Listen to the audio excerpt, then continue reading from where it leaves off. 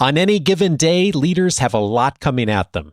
Paying attention is a continual challenge for most of us. In this episode, what the science says about how we can all do just a little bit better.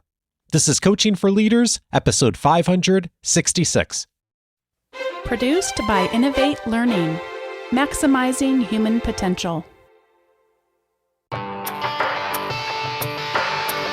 Greetings to you from Orange County, California. This is Coaching for Leaders, and I'm your host, Dave Stachowiak.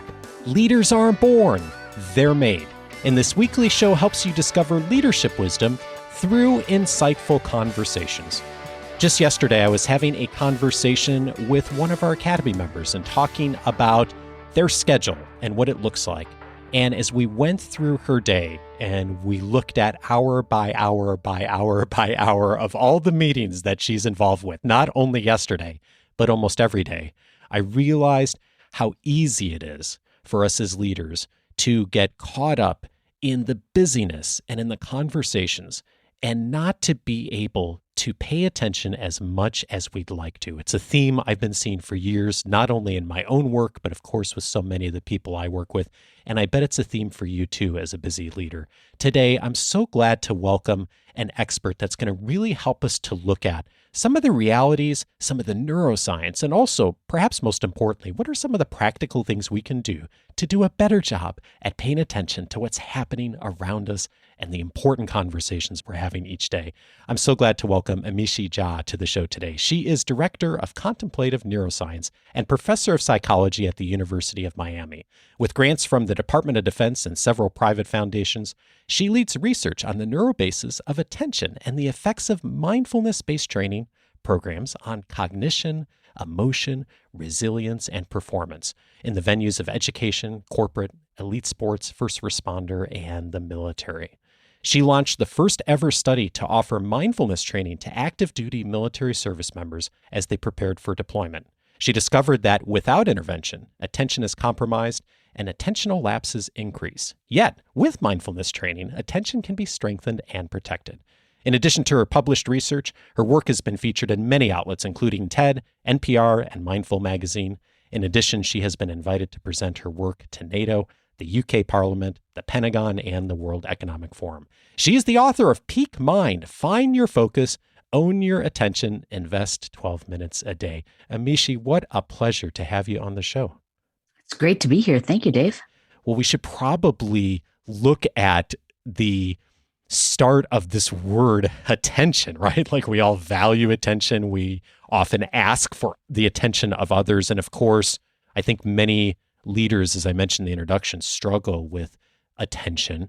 And yet, I don't know if we all know what the word really means. And when you think about this word attention, what is it? Yeah, it's great to talk about this topic, especially with the audience that you have, because in some ways I shorthand attention to say it's the brain's boss.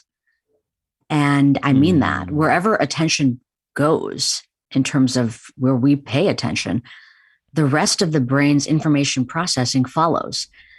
And, as a neuroscientist who studies attention in my lab, we have been pursuing understanding how this works in the brain for many, many years. And what we've come upon is that indeed it is the case that from very early on, within a couple hundred milliseconds, thousands of seconds, we see that the nature of how we pay attention and what we pay attention to recalibrates everything else. So in the broadest sense, attention is a very powerful brain system. And there are many varieties of attention, but the one kind of concept that anchors it all together is that attention allows us to privilege some information over other information. Yeah. And as I was reading through your research, there were three words that came up that described attention, which maybe we could look at in detail a bit. You describe attention as powerful, fragile, and trainable. Tell me a bit about those three and why each one is critical. Yes. And what you described in those three words and what I describe in the book in those three words is essentially my research program, what my lab has been up to for the last couple of decades. And so let's start with powerful. I alluded to that a moment ago, saying that it's the brain's boss. and that it's about privileging some information over other information. But maybe I should take a moment and break down kind of how this system really works and how it's fractionated into subsystems that allow it to have so much power. Sure. So, the first way would be in terms of privileging information and selecting some information over other information. We can think of attention as, and I like to use these metaphors because I find them very helpful, as a flashlight. And this is something called the brain's orienting system. And I use that flashlight metaphor because it really is so similar. So if you were in a darkened path or in a darkened room and you had a flashlight, wherever you shine that flashlight is going to be super helpful in getting privileged, crisp, clear information from whatever it is that you're able to shine it upon. Same idea with attention. When we orient our attention, what happens is that we privilege and get better access, higher quality access to the information that we are focusing on. And, this is not just about attention to being directed toward the external environment. It can happen in the same way toward the internal environment. So if right now I say, take that flashlight of attention and think about, really direct it toward your memory of what you had for dinner last night. Probably you weren't thinking about dinner last night in the middle of this podcast. Right. But now I am that now. I've said it, you can draw it up. Yeah. And so what happened in that moment is that of all the information available to your mind, which isn't always being accessed in the moment, the flashlight of attention, this orienting system, allows it to come to mind, and then you direct the flashlight in order to probe it. So, you'd get the information about what's going on. So that's from your memory, but we can also use this flashlight notion to follow a train of thought that allows us to make decisions and allows us to pursue and proliferate ideas as well. So this notion of a flashlight is both, it's a great metaphor because it, just like a flashlight, we can hold it, we can direct it, it can go to the internal environment, the external environment, and many different kinds of mental content. But that's just privileging information based on content. There's another way we can actually privilege information, and it's not about what it is, it's about when it's happening. So this is a very different system, something called the alerting system. And the metaphor I like to use for this system is like a floodlight. It's broad, expansive. Unlike that flashlight that has a nice, bright, narrow beam, the floodlight is broad and really is about paying attention to what's going on right now in a receptive manner. So if you want to think about how this might show up in our actual experience, you're driving down the road and you see a blinking yellow light, near maybe a construction site or a school zone or a strange turning circle, whatever it is. When you see that, it cues you to use this mode of attention, broad, receptive, attentive to what's happening right now. In that moment, you wouldn't want to use the flashlight because you have no idea what to expect. A car coming from another direction or children running into the street, whatever it is, you need to be there so you can take action quickly as it's needed. So I think that, just understanding that both of those we know are ways of paying attention quite different from each other. And then there's a third way of paying attention that, again, I think relates very much to those listening to us now, something called executive control. This way of paying attention privileges not certain content like what's in our environment or happens to be in our mind in the moment or the present moment, but it privileges content tied to our goals. And that term executive is used in cognitive neuroscience, my field, very much like it is in the business world. An executive's job is not to do every single task of an organization, but to ensure that what is occurring aligns with the goals of the organization. And the same thing here, executive control's job is to hold the goals in mind and to monitor performance of the person and ensure that there's an alignment between the goal and performance. And when there's not, to make course corrections. So that gives an answer to kind of the way in which we pay attention. And sometimes that third system, the executive control functioning, I'll talk about as a juggler, because it's like keeping all those balls in the air. All the various demands and goals are to be kept in the air. None of the balls should drop, and you should ensure that behavior and goals align. All of these things we use to really, I would say, allow attention to fuel our success. And it goes back to that notion of it being powerful. And we use it for thinking, for feeling, for connecting, all of it. But that also means when something is quite powerful, to get to the next word that you pointed out, fragile. That's when something being fragile can be more problematic, because the more powerful it is, the more likely that there'll be massive and devastating consequences when there are errors or problems within the powerful thing. So, maybe to discuss a little bit about what it means to be fragile. What we learned in my lab is that, it's not just that attention is powerful when you can know the brain circuits of how it executes its functioning to do all the different things I just described with these metaphors, but there are certain things, certain kinds of mental states and environmental and experiential conditions that will disable and deplete attention. And the top three that we see, and I refer to these as kryptonite, essentially, because it's like, we got this powerful thing, but it can fall apart quite easily. Yeah. The three kryptonite conditions are essentially stress, meaning our experience, our perceived stress is really perceived distress. We don't feel we can accomplish or meet the demands that are before us. So stress, threat meaning not just our physical safety, but really even what we call psychosocial threat. So your reputation, your goals, your purpose, something is being threatened. And then poor mood or negative mood. And, stress, threat, and poor mood are just part and parcel of what it means to be a human being. But for leaders, it's actually extremely consequential, because that is when leadership really matters. When things are steady state and everything's going well, a leader's job is pretty straightforward. That's not when really we are called upon. We're called upon when there is a challenge. And typically that is characterized by conditions that the leader, him or herself, or others that they're leading, will feel stressed, threatened, or definitely in some kind of a negative mood.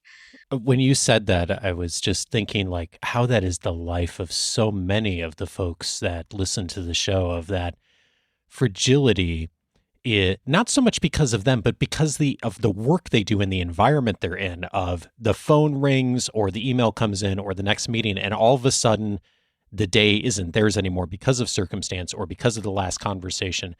And I'm so impressed with how much people do hold together. I think the juggling analogy is so beautiful. And yet I know that pulls on people every single day. Yeah. And what I would say is to remember that feeling of feeling challenged, or that this is a lot, to not add that to the mixture of stress, threat, and poor mood. Like, to accept, yes, the nature of the demands that I face as a leader will challenge and compromise my attention system in a very predictable manner. There's nothing wrong with me per se if I feel challenged by these circumstances, because oftentimes we feel like we should do better or know better, even though things are challenging. And that push against the reality of the challenges leaders face is actually a stressor in and of itself. So to sort of put to the side, or even just accept, yes, this period of time is going to feel in this way. So, the reason I say all of that is that oftentimes people think of attention as like, oh, I just can't focus, right? I'm distracted by my phone. But it's so much more than that. It really is this entire terrain of leadership. And in fact, Ron Heifetz at Harvard talked about this, and he really, I think he typified it well. He said, attention is the currency of leadership. And I really think that that's true, which is why figuring out a way to do the last word that you noticed, powerful, fragile, figuring out how to make it trained up, knowing that it is trainable, is so useful. And my lab has been pursuing ways to do that. Yeah, it's really fascinating, some of this. And one of the other terms that I think may be helpful for us to explore a bit so folks can really appreciate some of the tactics they could use is the term working memory. And you talk about that a lot in your work. And I'm wondering if you could frame what working memory is and how does it relate to attention? Right. Working memory in some sense is like the close cousin of attention. They're very much related to each other, especially that executive control aspect.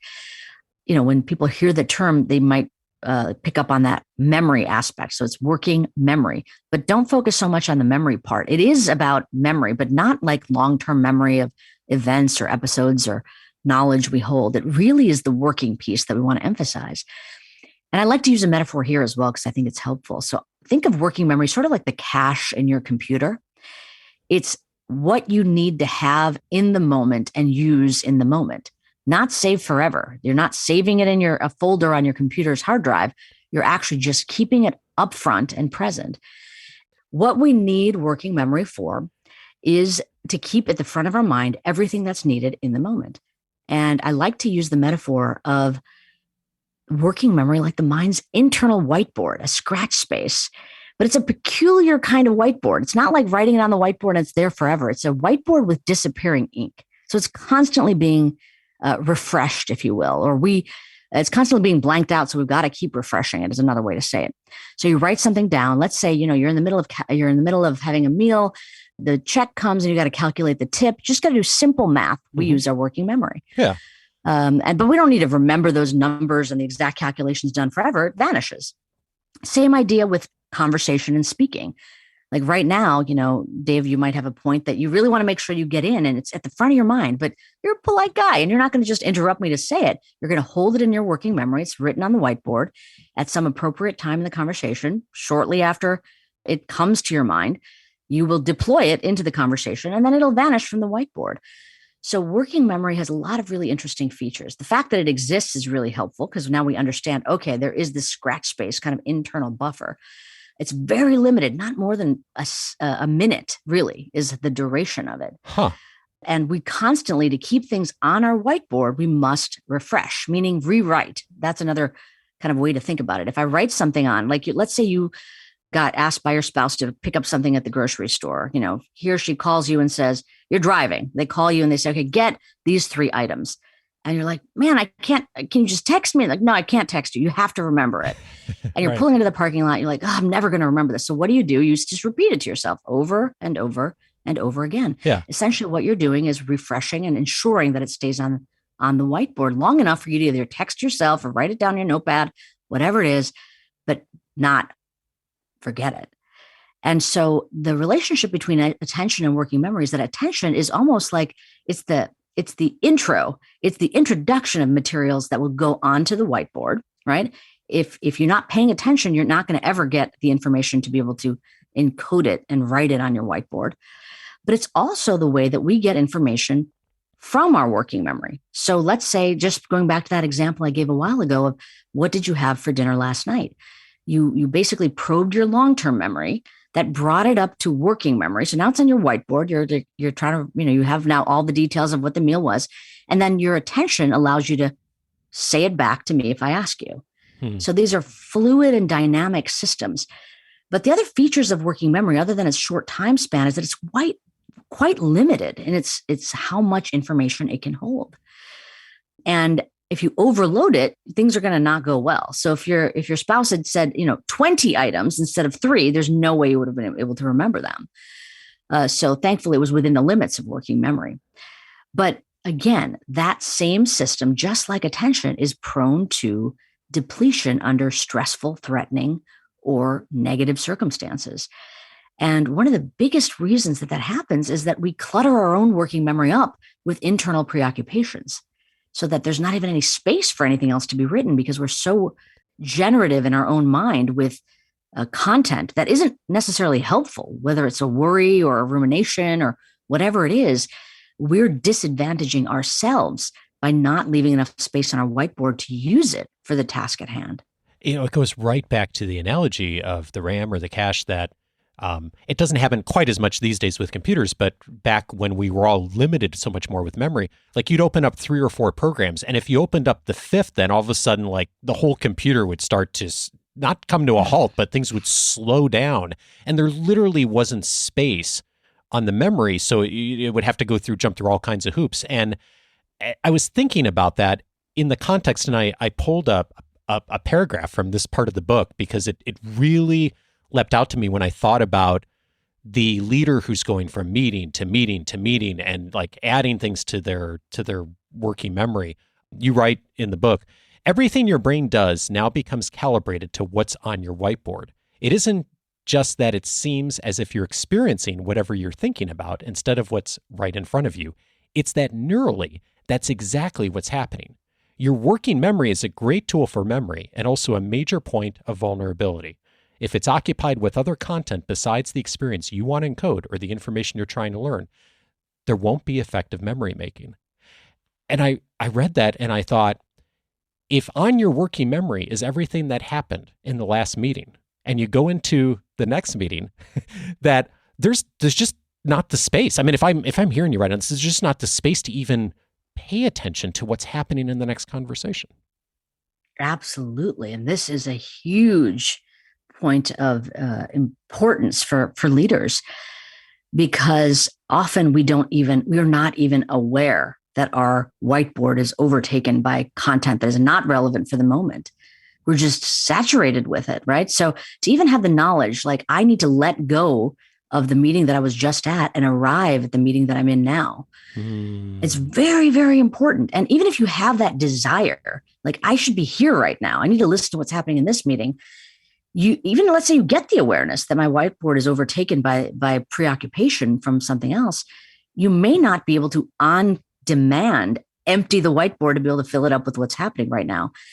And that actually leads us back to the point that you mentioned a while ago, trainability. Yeah. We must train to be able to pivot our attention to the moment as needed, because by default, we're much more likely to get yanked around by preoccupations, events that have happened in the past, or frankly, worries about the future.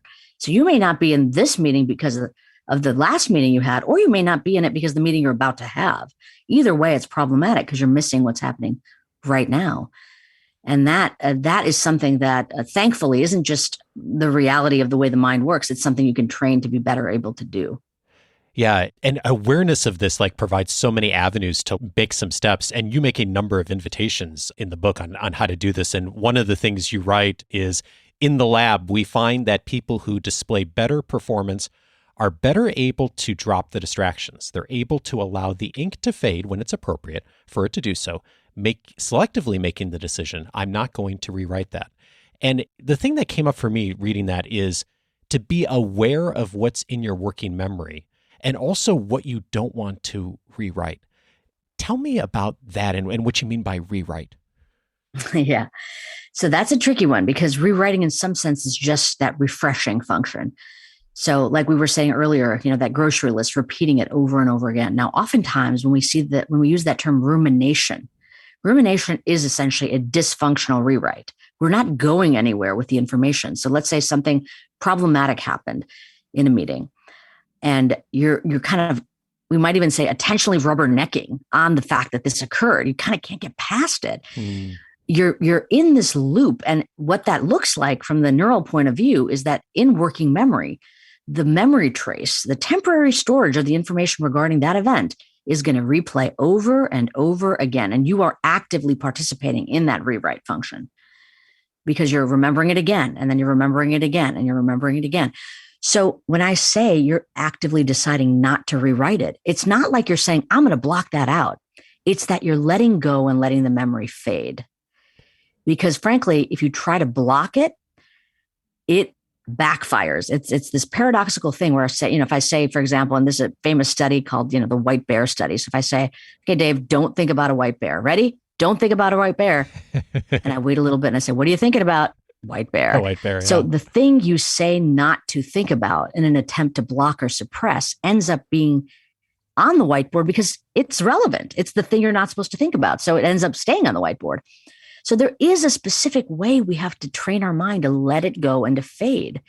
And that brings us to these solutions that we've established benefits for regarding mindfulness training, that really mindfulness is about not rewinding the mind to the past and kind of rubbernecking on it, as I was saying, or fast forwarding the mind to the future, but keeping that button right on play to actually experience the moment to moment unfolding of our lives. But because rewind and fast forward are such prominent features of our mental life, we actually need to train ourselves to be better able to stay in play. Yeah, it's such a profound thing and simple in a way, but also if you haven't really given the intention to do that, I could see it being a big lift for people to make that jump. And when you see people begin to make a bit of the leap to not rewinding as much, but starting to stay and play in the moment, what do you find that helps? The first thing that they'll say is, oh my goodness, I'm really here to get the data of what's happening in my life. What we pay attention to in some sense is our life. Hmm. And if we are in the past in a horrible loop of hell we've experienced, or in a catastrophic simulation of our own making about a future that may never happen, that is your life. And frankly, not only will you feel worse, but you are unable to deal with the demands that are happening in this moment, get the data of what's happening in this moment. And that could be in the professional setting, but it can also be in the personal context. So, some of the military leaders that we've worked with and that found mindfulness would say some of the most amazing things, but they weren't about some mission-driven issue. It's like I could listen to the sound of my spouse's voice. I could play catch with my son and actually be there to see the smile on his face. So oftentimes, as we think about what it means to be a leader, we don't really attend to the collateral damage in some sense of all that we miss when our mind isn't actually in the moment. And that's what gets returned to us. It's like we don't miss those moments. We catch ourselves more often. And there's a richness and a depth to our ability to live in what's happening right now. As a leader, we are the ones that are in charge of bettering the situation. And if we aren't seeing what's actually happening, the chances of us being able to solve the problem is really zero. So it even though it may not feel good, it is necessary to get to good. And again, that's what we hear from leaders over and over again that begin practicing mindfulness.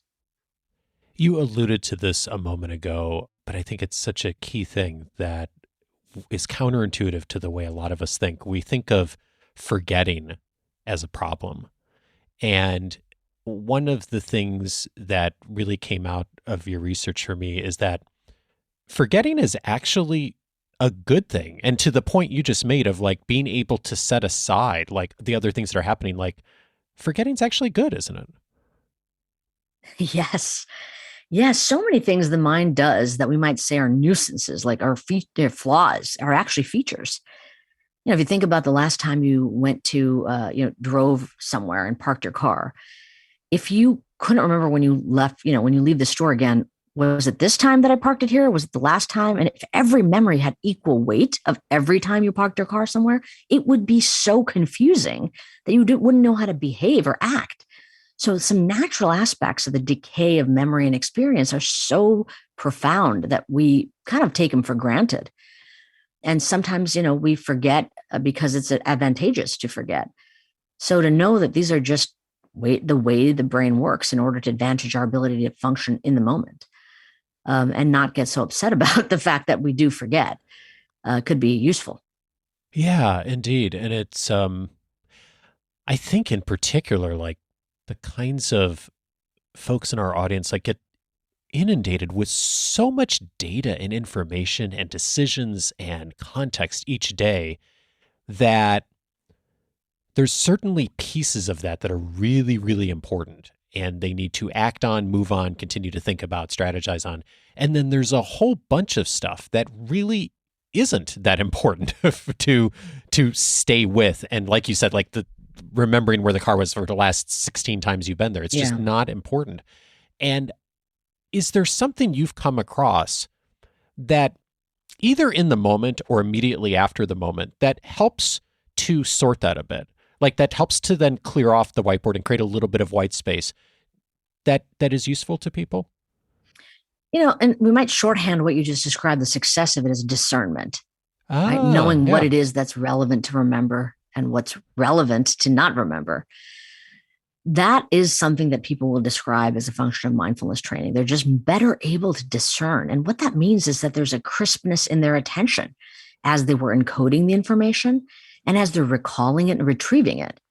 So that kind of clarity of mind, it takes kind of two things. It takes incredible focus and narrowing, like we were talking about the flashlight, but it also takes this other quality that I think a lot of leaders may not be aware they can cultivate, this receptivity, this broad stance of kind of getting what we might even call, people call this like getting the pulse of what's going on. In some sense, that's just like being completely observably present. another way to put it is listening. So you're allowing the information to come in without already having a constrained story about what you're listening to, or what the story, or what is going to be said and what it means, allowing it to sort of all hit the mind at sort of a level playing field, and then use your capacity to decide and inquire to determine what's worth pursuing and remembering, and what should be informing your actions versus settling away and kind of fading away. So I think it's both of the qualities of focus and broad, receptive, observational stance together can really provide us a way to discern. And I think the second one is what people may not do enough, like just listening. Yeah. Yeah. And what a great invitation this is for doing a bit of this mindfulness training. And I shared with Amishi offline that I think many of us in this community, our listeners, understand the value of mindfulness, espouse it, even have done a little bit of it in the past. But I think for a lot of us, we sort of struggle with well, what do I really get from that? And I think this conversation is like very illuminating for me on like the practical things that we could really get that help us to not only have a bit of less stress in our lives and in our days, but also to actually do a better job as a leader and as an executive to pay attention to what's most important. And I hope that we're just hitting on a small piece of your work. I hope that folks would then take the next step who've really found this useful to go into the book and start to explore some of the mindfulness training and practices that I think would be a really great entry point for it. So thank you so much for sharing this. Before I let you go, I wanted to ask you about, speaking of our minds, like something you've changed your mind on. You know, experts are learning and growing, and they're also changing their minds sometimes. As you've been doing this research on mindfulness and the work you've been doing over these years, what's something that you've changed your mind on? It's a great question. And I would say, ironically, it's mindfulness itself that I've changed my mind on. Huh. So, you know, people that are listening to this can't see me, but I'm an Indian woman. I grew up in Chicago, but have very much Indian tradition permeated my upbringing. I saw my parents meditating from a young age. And the notion of meditation was certainly something I was familiar with, but I had a real skepticism about it and thought, that's great for them, not for me. Could not see really the value as it would interface at all with anything in my professional life as a hard-nosed neuroscientist. But as I became more familiar with the terrain of attention and its vulnerabilities, I realized, there's not a lot of great solutions existing on how we can actually protect against these vulnerabilities of attention. And knowing how powerful it is, we got to figure out solutions. So we tried many different things in the lab. And one of the things that we tried was mindfulness. And what I realized once I started getting over my own skepticism and changing my mind about, maybe even it's worth giving a try, was that it's entirely about attention. It's about attention. And frankly, it's about training attention so that all three of those systems of attention are strengthened. So we don't necessarily even have to think about mindfulness as stress reduction or a nice to have. Maybe if you go on a spa vacation, you might do a little yoga and mindfulness. This is about performance enhancement. And in the same way that, successful people, successful leaders know that they need to invest in their physical well-being, their nutritional well-being, et cetera, the health of all of these things, we need to do this for our mind. And the mind is trainable. And one of the ways that we're finding is probably one of the most robust ways to train attention, strengthen it and protect it is mindfulness. So I had to overcome my own biases against it as not a serious endeavor, to open myself up enough to see that from the wisdom traditions of the world, this thing called mindfulness meditation, actually, there's a reason it's been around for millennia. It's actually quite helpful. I'm just bringing in the perspectives of a neuroscientist in to evaluate and study it. And we're continuing to find that, yes, the wisdom of the world is correct. This is a very useful thing to do. And it's actually something you do. It's not a concept you understand. It's a practice. And if you understand it, but don't do it, just like physical exercise, it's not going to make much of an impact. So I would definitely invite people who find this conversation interesting to go beyond a conceptual understanding of mindfulness and actually see what the workout is about.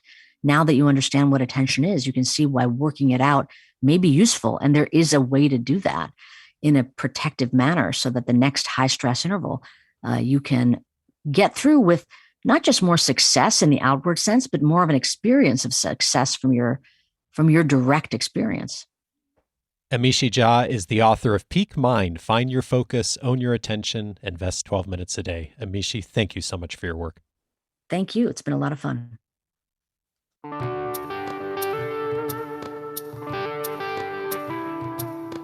If this conversation was helpful, several related episodes I'd recommend. One of them's episode 437, How to Know What You Don't Know with Art Markman. Art is a psychologist researcher at the University of Texas. He joined me to talk about metacognition, that sense of knowing what we know and knowing what we don't know. Tons of practical things in that conversation that we can do from a learning standpoint and understanding also some of the blind spots that we have inside our own learning. Episode 437 for that. I'd also recommend a closely related topic, episode 511, How to Be Present with Dave Crenshaw. Dave and I, in that episode, talked about some of the practical things he's uncovered in his coaching and his research on how to really be present with others. Tons of great compliments to this conversation. If that is something that you find to be a bit of a struggle, either for yourself or maybe someone that you're supporting or work with or a colleague, episode 511, a ton of practical tips there. And then finally, I'd recommend episode 513, Help Your Brain Learn with Lisa Feldman Barrett. Lisa is one of the top neuroscientists in the world.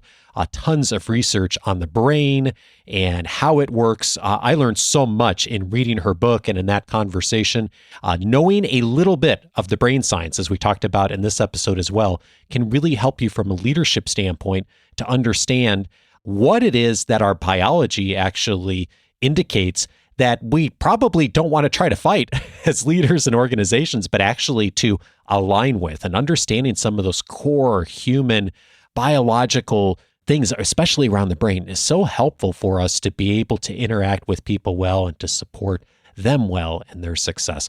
All of those episodes you can find on the coachingforleaders.com website, but a lot easier than trying to find them on your own is actually just to utilize the weekly leadership guide that comes to your inbox each week. In every guide, I prominently highlight the related episodes that I've mentioned here on the show. I know many of you have told me over the years that cross-referencing to other episodes that are related to the current episode has been so helpful to you to go down a further path of exploring some of these key topics. I'm going to keep doing that, and I try to make it really easy in the weekly leadership guide of highlighting those specifically. So if you're on the road or working out or wherever you're listening to the show, you don't necessarily have to capture those now, but you can pretty easily reference those in the weekly guide. That comes to you once a week on email, and it's one of the many benefits of free membership. If you haven't set up your free membership already, I'm inviting you to do so. Go over to coachingforleaders.com. Once you set up your free membership, you'll get that weekly guide once a week in your inbox. Plus, you'll get access to my entire library, databased by topic, all of the episodes, searchable by topic since 2011, the member cast, plus a ton of other resources inside the free membership.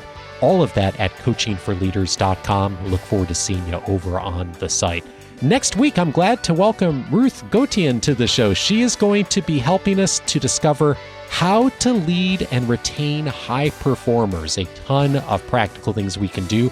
Looking forward to that conversation with Ruth next Monday. Have a great week.